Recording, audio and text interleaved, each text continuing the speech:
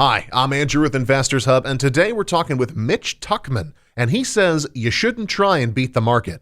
If you're not already there, check out our website, investorshub.advfn.com, or if you're already on the website, click the link above me, and it'll take you through to YouTube, and from there you'll be able to watch, comment, like, and maybe subscribe if you like the content. Like Mr. Tuchman points out during his interview, what he's suggesting is kind of the opposite of what a lot of people on Investors Hub come to the website to do. He also brought a bunch of PowerPoints, which I'll be including whenever they're appropriate. Without further delay, let's hear from Mitch. So why do you advocate for a buy and hold strategy in this time period?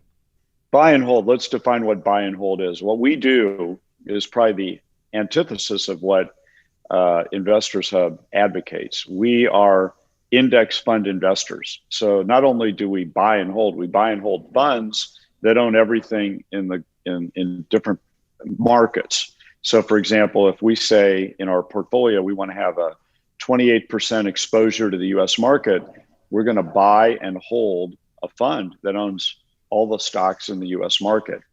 And our idea is not holding, it's really asset allocation. And the reason we espouse asset allocation is we just think over longer periods of time, meaning rolling 5, 10, 20-year periods on an after-tax, after-fee basis, you just make a lot more money.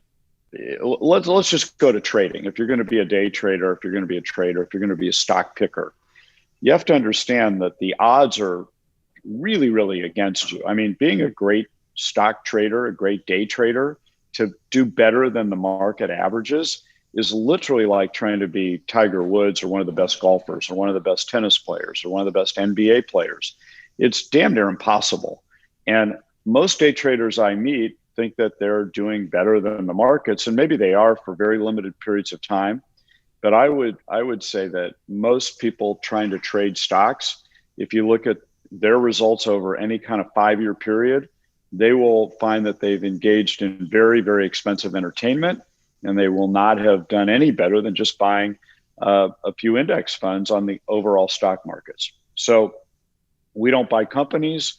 We don't even buy sectors or industries specifically in index funds. We actually, for example, would buy a typical portfolio is one fund that might own all the stocks in the US, another fund that might accentuate all the smaller companies in the US, another fund that might have real estate in the US, funds that give you exposure to Europe, Asia, and developed economies, funds that own bonds. And what we focus on is the mixture of those asset classes as opposed to buying any one individual stock, company, or industry. So it's a very, very different approach. It's literally the antithesis to everything that is done on this website.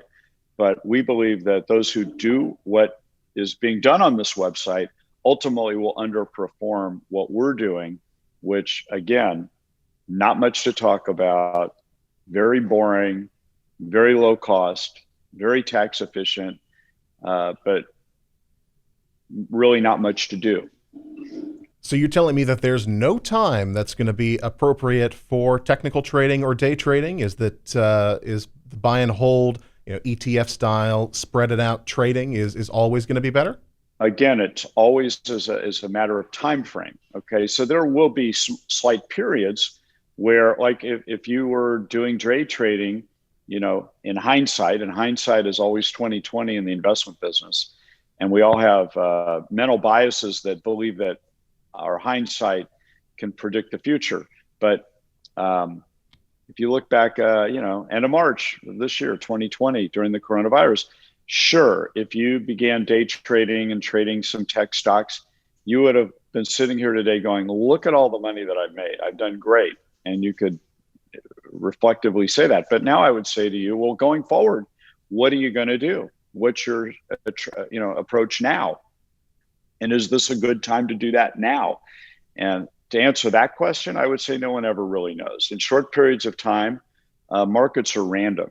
And there's abundant evidence about what I'm saying. By the way, if you go onto the SPIVA website, SPIVA, which is the S&P website, where they track active managers who are not just day traders. These are people paid and highly educated with the most expensive tools and equipment and algorithms to go beat the market. they underperform the indexes over time. There's abundant evidence of what I'm saying. So is there a good time? Better than not? Yeah, in hindsight, there always is. But going forward, who knows? And it also depends on which group of stocks that you're picking.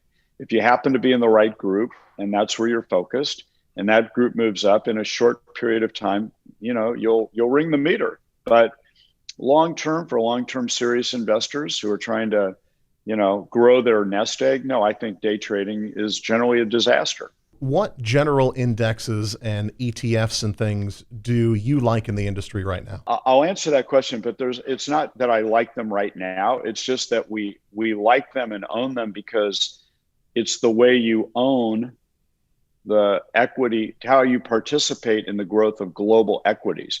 In other words, our view is we live in a capitalistic system. It's dog eat dog. Companies are trying to kill each other off every day. They're recruiting the best talent. They're bringing capital together. And, it's just a blood sport being in the capitalistic system. Newspapers were the best franchises in the world 30 years ago. Today, they're dead. And on and on and on and on. Today, it's about work at home, and companies that can work at home are beating out companies that are, more of the old economy. The oil companies are suffering. Nobody's traveling. So these capitalistic dynamics are occurring in the world in which we live. And so the ETFs that we buy allow us to participate in that system and get the returns that investors should be getting as owners of capitalistic, companies in a capitalistic system. So we own, for example, to get our U.S. exposure, Victor Tom India. It's a VTI. It's a Vanguard All Market Index. It owns all the companies in the U.S. economy. We own VEA for developed countries outside of the U.S. We own VWO, which is for emerging market economies like China, Brazil, India. And those are the three basic ETFs that in proportion give you almost every stock in the world that's publicly traded of any size. And then you can do in our world what we call tilts that might make you a little more money than the overall indexes here and there by adding something like IJR, which is a small cap index fund in the US, because smaller companies are riskier.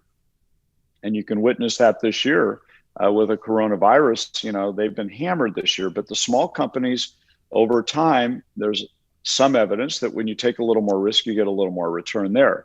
So those are the kinds of things that we do with our portfolios.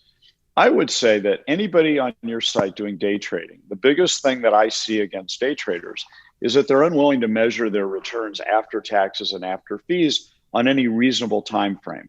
So if you really want to understand how well you're doing, you can do a very simple thing, which is take an S&P 500 index fund like SPY and buy a little in your portfolio. Say buy $1,000 or $100 of it, and watch how it does with dividends being reinvested over time relative to everything else in your portfolio. So you're really measuring what you're doing, because people love to brag that they bought Slack before today's acquisition of Salesforce, or they bought Zoom before everybody knew that we'd all be doing this every day. And people love to brag about their winners, and generally it's the ones that take you down that you screwed up on that blow up all your great returns. So measure yourself. And if you really are doing great, in 5 years, then open up a hedge fund. But really, most of you aren't going to be doing any better than the S&P 500. Anything else you want to add? Not really. I just, again, emphasize that we've tracked and looked at abundant amounts of data and studies on investors who are really out there trying to beat the market. And, years ago, it was possible, a lot more possible than it is today. There was a great book when I was in college written by Peter Lynch called One Up on Wall Street. And he was running the Fidelity Magellan Fund, and he had a system, and the system was a great system, and it worked. And people who followed it made money. But you got to realize when you have a business like investment management, where the stock pickers were making so much money over the last few decades, that the smartest people that are young that are coming up in the world. They want to get into that business too. They want to make that kind of money. I mean, you look at the Forbes 400 today, it's almost all billionaires, many of whom have made their money through running hedge funds. So this business attracted over the last several decades the smartest people, building the smartest tools, doing the best possible things. There's now a chartered financial analyst degree that there weren't any, in the 60s. Today, there's thousands of them. There's Bloomberg terminals. Information is instant. So getting an edge today, 2020, relative to even 2000, relative to 1980, it's just gotten harder and harder and harder. So the people making money on day trading right now are people selling books on how to day trade, people selling systems on how to day trade, and websites helping day traders do better and share ideas, not the day traders. And, that's just the way it is. So I've even got a contest going with an investor right now. I was a member of the American Association of Individual Investors in the Los Angeles chapter. And we have a bet going right now. It's posted on longbet.org. His name is Jeff Heller, and I bet him that I can put a simple buy hold approach together and rebalance it a couple times a year and beat all his stock pickings over the next 10 years. So we've put a pretty nice sized bet for Jeff and for us even on what I'm saying. So time will tell, but I'd urge everybody on this site to just do this with a very sober mind and intellect and logic before you begin putting a lot of money into day trading. Thanks for watching. Be sure to like, comment, subscribe if you like the content, and I'll see you again soon.